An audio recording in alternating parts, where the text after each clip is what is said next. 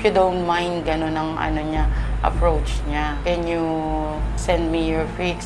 Pero walang ahap lang. Una, sabi ko, wala akong mapakain sa anak ko. Tatawid ko lang yung sikmura ng anak ko. Kasi alam kong mali eh. Sabi ko, itatawid ko lang yung sikmura ng anak ko.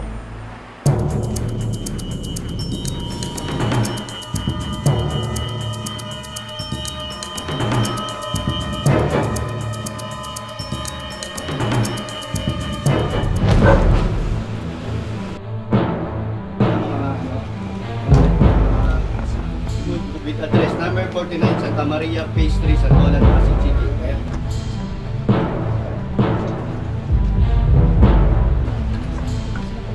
Sasabihin. Ganun mo katagal ginagawa? Hindi. Hindi ko mamalaman